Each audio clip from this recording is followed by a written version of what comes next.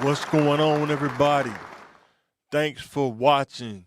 Thanks for tuning in. Today, we're going to talk about the Colorado Buffaloes team review.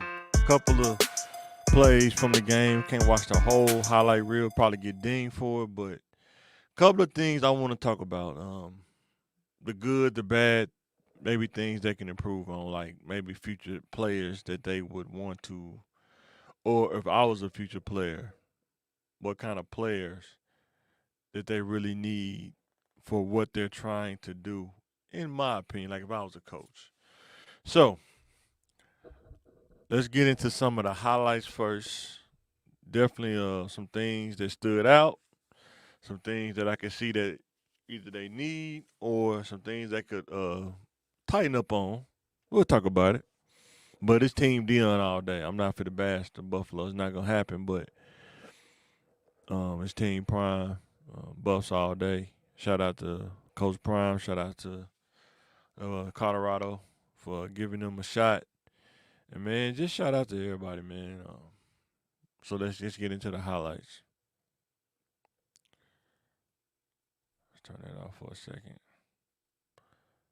So as we can see here,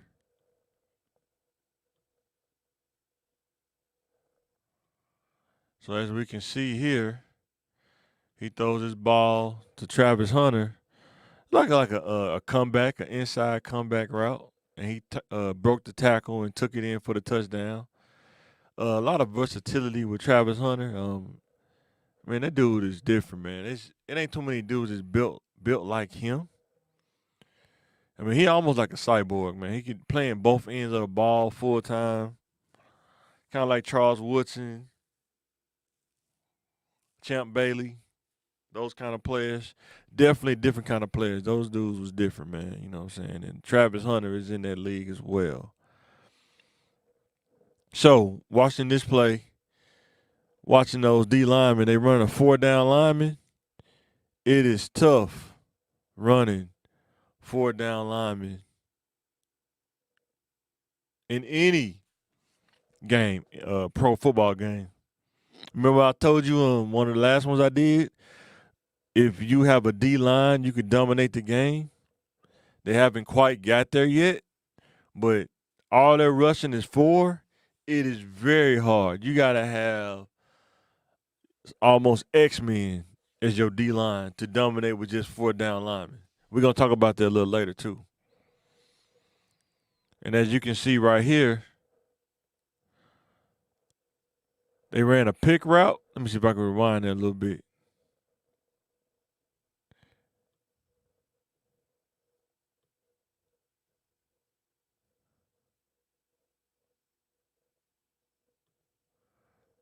Their receiver right here ran a pick route for their tight end, and you have to be more physical. You got to be more physical, or their safety got to split out. Awareness. Awareness is one of the most important things as a player. Awareness. Being able to recognize something in like split seconds almost. Awareness. When you don't have awareness, this kind of stuff happens. You get caught up in the pick route because he picked him right there. Dead safety, or I think is that a safety or linebacker? He should have split out and let him get caught up in the pick, but he should have went out and it left that tight end wide open. But not having the awareness or not watching game film will get you victimized every time, and that's what happened. A game of inches. They always say it all the time. And as you can see right here, he had just enough time to get that ball to Joe Horn like a little inside, like a post route. So it looked like an inside post route or over route. But man, that O line has to give him more time. And when you think about this, that D line trying to keep him contained is really hard.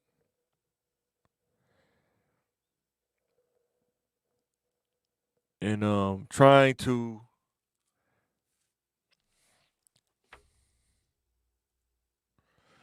contain a mobile quarterback is one of the hardest things as a D line as I get back to it. As you can see right here, he slides through that 4-down lineman. It's hard to contain a mobile quarterback, especially in college. It's really hard because they run it 4 wide. And if you don't have anybody to throw to, he's just going to run the ball. Look at this right here, ran an option.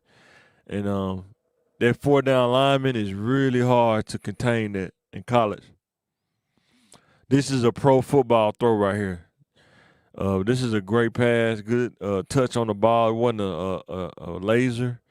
And, man, shout out to Travis Hunter, man. This play is an NFL play right here. I mean, he covered it. Better defense, but just better offense and awareness. He seen he was covering, pushed him on the inside. He wanted to be physical with him. He let him get physical, turned on the brakes, and pushed him past him. And this is what made Travis Hunter a cyborg. The dude tried to pull him down, and he still caught the ball.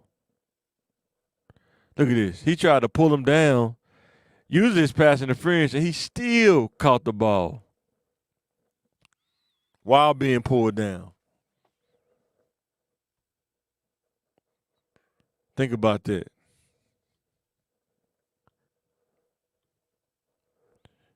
Here's another play. No, that's earlier. Let's turn that over. So let's get back to this.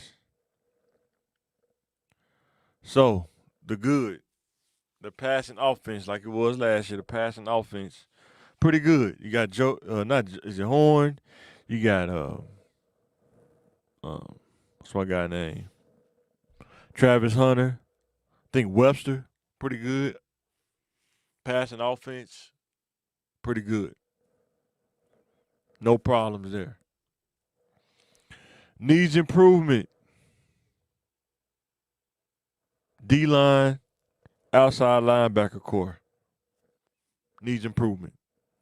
Not saying they're bad, not saying they're good, just needs improvement. Whether it's watching game film to kind of be in better position or got to beef up the linebacking core, the outside linebacking core. Wood is doing pretty good. He moved from safety back to linebacker. He's doing pretty good, but outside linebackers, man, sideline to sideline, making them tackles in the run game or the mobile quarterback contain. Got to work on that. D-line. I know they got Warren Sapp coaching the D-line. But what they don't have is a Warren Sapp kind of player. In order to run a 4-down D-line, you have to have like prototype players when you're only rushing 4. I'm talking about DNs that are between 6'5", 6'7", about 260, 240 to about 275, something like that. And real, what am I trying to say? Can turn the curve. They know how to really get around offensive linemen with their length and their arm or their wingspan. You got to be able to beat the double, or just if you got one-on-one, you got to be able to beat that every time in their 4-down linemen. I don't know if they're running a cover 2 because Shedeur Sanders kind of played down in the box a lot, but I don't know if they ran a cover 2 shell. A lot of teams can't run a cover 2 shell because you got to have the right personnel for that, especially with the corners and the safety. The safety probably is one of the most, the middle linebacker and the safety, strong safety probably is one of the most important positions. You got to have a strong corner too, who know how to press and keep the receivers in front of them, press them inside, not outside. You don't want to let nothing get behind you. But that's a cover 2. That's a whole nother situation. But yeah, that D-line, they're going to have to get work on the technique, watch some game film, or they're going to have to start really recruiting that D-line. I'm telling you, if you can dominate the game with your D-line, it'll change the game. And if they D-line would have dominated, you would have saw that. But they D-line, they did the best they probably could do. But to contain and play 4-down lineman is really hard. You got to have the right personnel. It's going to be a long night for that D-line. So while watching game film is important, This is very important is to watch game film. I want the truth. You can't handle the truth. When you watch game film, you get to learn the team's pattern. You get to learn, like they said, if you're a linebacker, learn how the quarterback likes his, what's his style of play. So, I bet you if their defense really studied the game film, not just watch it one time, you have to study the game film. It probably could have been a completely different game. Like if I know that you don't pass the ball that much, especially as a linebacker or DN, I'm definitely gonna be watching contain, like trying to contain. They did have a beefy offensive line. I'd give them that too, but linebacker, outside linebacker, you're not gonna get a lot of scrambling if I can help it. If I'm watching game film, looking at the keys, because they didn't throw the ball a whole lot. They only threw it when they needed to. But it was a couple of times when the quarterback broke out and it was like a wide open lane. And he got it way in the secondary and he think he scored a touchdown one time, but that can't happen if you watch game film. You really can hone in on if he's not passing the ball deep, that's definitely a team you can run a cover two shell on. But you gotta have the awareness and the personnel to understand not to let nothing get behind you. Keep everything in front of you and contain. Spy on the quarterback. But you gotta watch game film. Even on offense, watch game film on the other defense. They like to run cover three. You find out what the weak spots in the cover three is. You find out who's their weakest corner. Who you gonna pick on that day. In life, if you watch human patterns in life, everybody has game film. Everybody has a pattern. Everybody has things that they do that's repetitive. You just have to be able to pick up on that. And if they would have watched game film and understood that North Dakota State is not a primarily passing team, they're more of a run team and option, you can defend against it when you kind of have a better idea of what kind of identity that you're playing. But that's why game film is important. So, what are some of the players needed in the future for Colorado? Let me know in the comments what you think. What's some of the players they need? I'm going to run through a couple of them. They need a bell cow running back. 5'11", 215. A running back that can bang between the tackles. I think they said they only got like 2 or 3 yards of carry. I don't even think they broke 100 yards rushing. You got to have that bell cow running back. Most of the teams they play that's been established, they have a bell cow running back, and it helps you control the ball better, control the possession better. If they can get a bell cow running back to come there, like if I'm a running back and I'm like 5'11", 5'9", 5'10", 225, and can run. You don't have to be the fastest, but you really just got to be able to bang between the tackles and get like 5 yards of carry, 5, 6 yards of carry. Man, you'll ball out. And you get the TV exposure of being at Colorado. So if I was a bell cow running back, I would definitely go think about going to Colorado if they recruited me. Another player that they need is a skilled tight end. Like a Kelsey kind of player. I know Kelsey, that's a far stretch, but if I'm a tight end, I'm like 6'6", 240, 250, and can move, nimble on my feet. You probably wouldn't think about going to Colorado. I don't know who they're going to have at quarterback next year because I think Shedeur probably going pro. But definitely they need a skilled tight end. If they had a skilled tight end, it would probably open up the field even more for the receivers like Travis Hunter and Horn. Junior. They'll probably have a harder offense to guard because now he got like 3 people he can throw to. So, why is the D line important? Or why the D line is important? When you have a D line that's dominant and it controls the point of attack and it keeps you from converting on third downs, you start getting your offense on the field more. You got them punting to you more and more opportunities to score more. So a D line is very important in a football game, 100%. Like I said, you could dominate a game with that D line. Another player needed in the future is, like I say, a DN. Tall, long, wingspan DNs. If you look at most of the Division I, especially SEC, they got some X-Men at defensive end.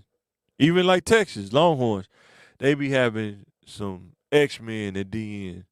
6'6", 260, can move, can flex their hips, get around the offensive lineman, and they can move. Like, they probably run like a 4.6, 4.5. Some of them running 4.4 at like 260, which is scary to be that big and moving that fast, but you got to have it. Or you got to have D tackles, like a Vince Wilfork, I think it's Wilfork about 6'6", 280, almost 300, can go against the double team. And you got to have those kind of players when you only run a 4-down lineman or a 3-4. Those DNs and that D tackle, man, got to be crazy, like X-Men genes kind of lineman. So, let me know in the comments, do you think they need those prototypical DNs? I do. When you run a 4-down lineman, you definitely got to have those prototypical DNs, like Julius Peppers kind of prototype, So, the last one is they need a cerebral. Well, I guess I still didn't get the right slide. They need a cerebral middle linebacker, like a Derrick Brooks. Young kids, go look up Derrick Brooks, play for Tampa Bay with Warren Sapp. Dude was one of the best cerebral middle linebackers that you'll probably see. They don't make it too many of them made like him, cut like from a different cloth like him. Derrick Brooks was a monster, but when you run 4-down linemen, your linebackers have to pick up some of that slack because they're not rushing, so they have to cover that middle part of the field. And Derrick Brooks could cover, and he could knock you out if you try to run up the middle. Ask Rich Gannon about that. Can Derrick Brooks hit? He'll let you know. But you got to have a cerebral running back if you want to get there. So with that being said, that's just a wish list. Like, if they had those kind of teams, because I really feel that Dion really wants his team to dominate, but it's really a mindset thing to dominate somebody. And I think he's trying to get them there. I think they're getting close. But hopefully they go in and watch the game film for the next opponent and they be a little bit more prepared.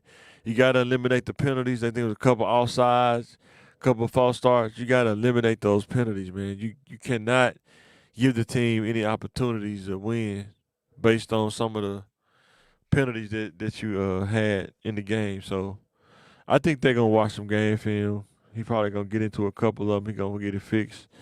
Because Big 12 is no joke. They're finna start going up against real opponents, and it's not going to be nice if you don't got your stuff together. So, with that being said, thanks for watching. Like, share, and subscribe. Appreciate everybody for supporting the channel. Appreciate everybody for watching. And this is Mike doing my preview on the Colorado Buffaloes. Go Coach Prime. Go Colorado. And I'm signing out. Peace.